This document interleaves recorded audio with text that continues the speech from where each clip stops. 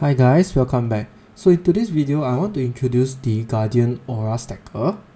What? Yup, you heard me right, it's an Aurastacker and we will be using the Dominating Blow for this low budget version.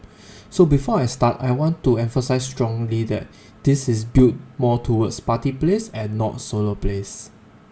Okay, let's get started. So firstly, why should you play this build? Number one, you are looking for a party play character, something that supports your friends. Two, you want a character that has lots of aura. We are an Aurastacker after all. Third, you like a minion horde build. This build has actually lots of minions. There's a total of 9 sentinels and 4 Herald of Purity. Fourth, you are looking for a tanky build. This build is very tanky for a budget. Last is a budget friendly build that can do until red tier maps. So this build costs about 1 exalt in total, estimate about 120 to 140 chaos. Yeah, it's around there, so it's actually quite budget friendly. Okay, so for the pros, this build is very tanky. It has lots of defensive layers. As you can see on the right, I screenshot the stats.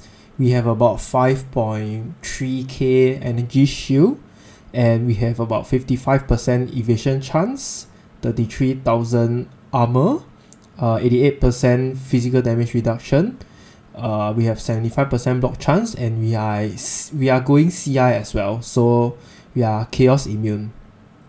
Okay, and next, the DPS is actually quite decent considering we are on a budget build. So on paper is about 2.7 MDPS for the Sentinels in total and about 400k DPS for the Herald of Purity. That makes us about 3.1 million total DPS.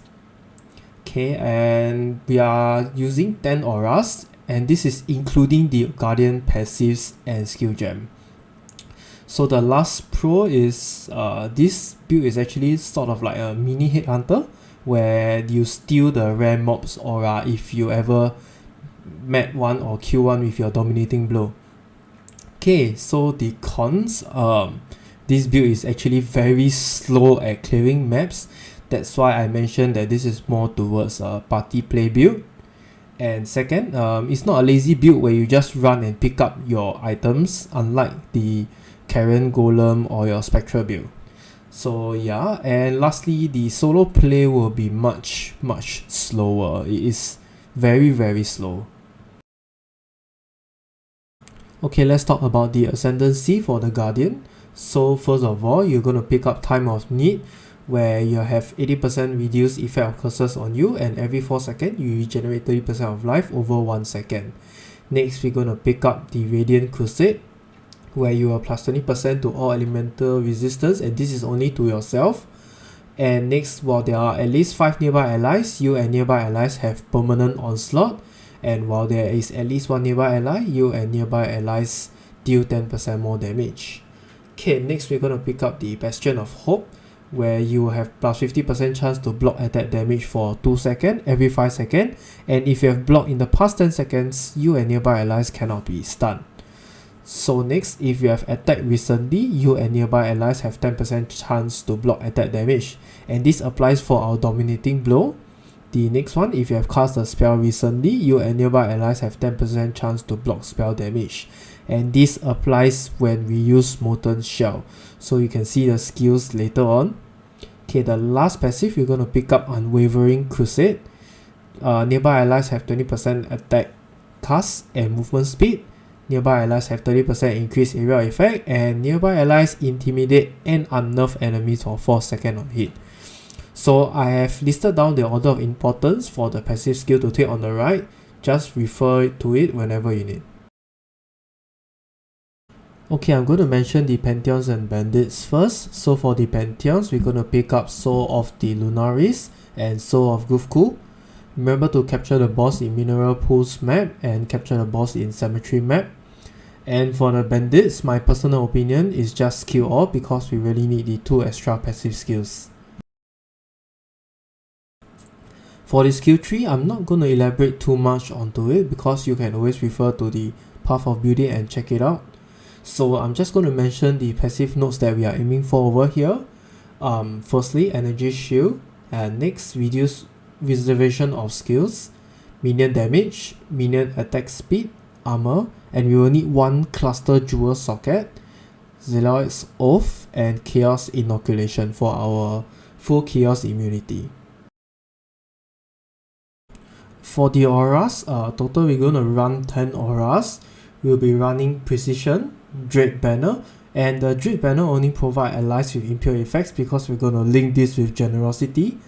Next, vitality, clarity. For clarity, we're going to keep it only at level 5, which provides 17 mana regeneration, and I feel this is more than sufficient enough for party plays. Next, discipline, pride, determination, summon holy relic, onslaught. The onslaught is permanent onslaught like I mentioned earlier. And lastly, Bastion of Hope. So for Bastion of Hope, it will most likely be full uptime because when you constantly cast Molten Shell and you will constantly attack with Dominating Blow. So the last one is optional. You can always swap Pride with Haste if you feel like you want to contribute more to party plays. Like for example, if your friends are not using some physical damage skill or spell, you can always swap your Pride with Haste. Okay, I'm going to talk about the mana reservation, so please pay attention if you would like to run all the auras without any issues. So these are all the notables. This is for the skill tree, and remember to take all the nodes that I've highlighted in the picture. So first of all, sovereignty, second influence, third leadership. So for leadership, you do not actually take this node. This is only for reference. You are actually going to take the two small passive nodes below leadership, and this is going to increase the reduced mana reservation if you're going to put the Might of the Meek, the Crimson Jewel, on the jewel socket below here as shown. Okay, so for fourth, you're going to take Aligned Spirits, fifth Charisma, sixth Insightfulness for the extra maximum mana. Okay, next 7, we're going to have a medium cluster jewel that has uncompromising, and 8, we're going to have a small cluster jewel that also has uncompromising, and 9, we're going to need the Alpha's Howl for the 8% reduced mana reservation, and 10, we will need the Conqueror's Efficiency for the 2% reduced mana reserve. I will talk about the skill gems now. So for your body armor, this is the main skill. We're gonna have Dominating Blow with Multi-Strike, Brutality, Impale, Fortify, and melee physical damage. Now this, just say if you do not have a 6 link armor, you have a 5 link. This is in according to order of importance. So let's say if you have a 5 link, you can just ignore the melee physical damage. And next, I'm gonna have another separate skill list, and this is more towards mapping. Basically, we just change the melee physical damage for melee splash support. Okay, on our first weapon, this will be the utility skill gems. We're going to have Flame Dash, Molten Shell, and Rallying Cry. For our second weapon, this will be the start of our aura. So this is aura 1. It will be Generosity, Dread Banner, and Summon Holy Relic. Next will be our helmet. This will be on our Alpha's House, so this will be the second aura. We're going to have Precision, and Precision will be at level 20, Pride, Discipline, and Determination. So next for our gloves, this will be our third aura slot, and this will also have Karen Golem in it. So we have Vitality, Clarity. Clarity, remember to keep it at level 5 only. And for our Karen Golem, we're going to link it with Minion Life. So you can actually link this with anything. You can even have it linked with mid-shield support, but I just felt that if I link mid-shield support, the Karen Golems actually die more often than I have it with Minion Life. So personal opinion, I prefer Minion Life. Okay, next, the boots. I'm going to have the Herald of Purity over here. This is more towards the support Herald of Purity, so not really lots of damage over here. We're going to link Herald of Purity with Maim, Feeding Frenzy, and Cowling Strike. So like I mentioned, this is more towards a support Herald of Purity for our Dominating Blow Sentinels. And the last one, we're gonna have an unset ring with one curse on it, and the curse will be vulnerability. Okay, on to the jewels. These are the jewels you will need. So first, Conqueror's Efficiency. Second, Might of the Meat.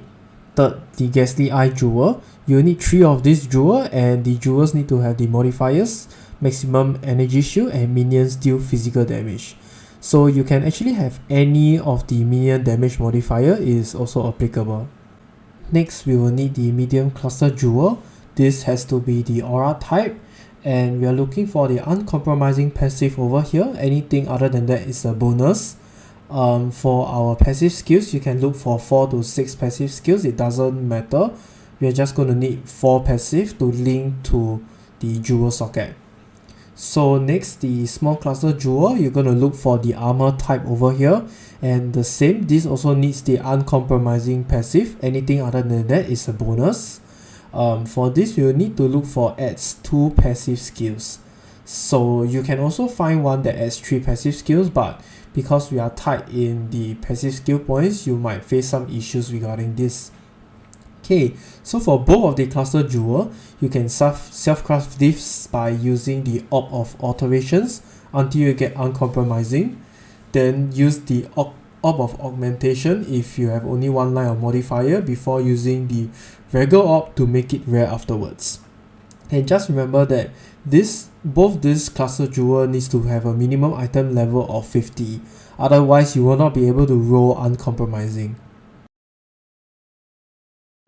Okay, I will talk about the gears now. For our weapons, we're gonna need the Scourge.